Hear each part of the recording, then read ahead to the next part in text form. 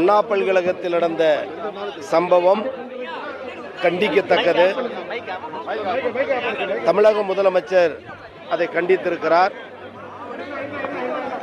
கல்லூரி மாணவியும் சக மாணவரும் பேசிக் கொண்டிருந்த நேரத்தில் சமூக விரோத செயல் எண்ணமுடையவர்கள் சிலர் அவர்களை தகராறு செய்து தகாத முறையில் நடந்து கொண்டதாக குற்றச்சாட்டு 2 தினங்களுக்கு முன்பு நடைபெற்று பல்கலைக்கழக அளவில் அந்த மாணவி எந்த புகாரும் கொடுக்காத நிலையில் இன்று காலை காவல்துறையிடம் அதற்கான புகார் மனு அளிக்கப்பட்டு மனு அளிக்கப்பட்ட ஒரு 2 மணி நேரத்திற்குள்ளாக துரித விசாரணைக்கு உத்தரவிட்டு சிசிடிவி கேமரா போன்றவர்களையும் சந்தேகப்படக்கூடியவர்களும் உடனடியாக கைது செய்து கைது செய்யப்பட்டவருடைய படத்தை காணொளி மூலம் அந்த மாணவிக்கு காட்டி இவர்தானா என உறுதி செய்து அவரை சிறையில் அடைத்திருக்கக்கூடிய துரித நடவடிக்கை எடுத்த பெருமை தமிழ்நாட்டு முதலமைச்சரை சாரும். அதற்காக அதை வரவேற்கிறோம் என்ற பொருள் அல்ல.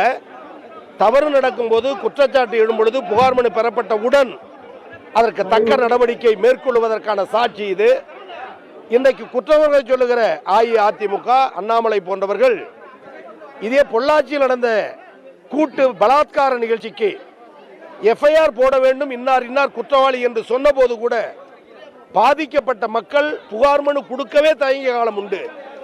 ஆனால் தன்னந்தனி மாணவியாக புகார் மனு தந்து உரிய நடவடிக்கை எடுத்திருக்கிறோம். நீங்கள் சொல்லுவதை போல சிசிடிவி கண்காணிப்பு கேமரா பொருத்தப்பட்டும் நுழைவாயில் உரிய வாயில் காப்பாளர்கள் போடப்பட்டும் எதிர்காலங்களில் இன்னும் சிறப்பான முறையில் அந்த பல்கலைக்கழக நிர்வாகத்தை பெண்களுக்கு பாதுகாப்பான சூழலை உருவாக்க முதலமைச்சர் சொல்லியிருக்கிறார்.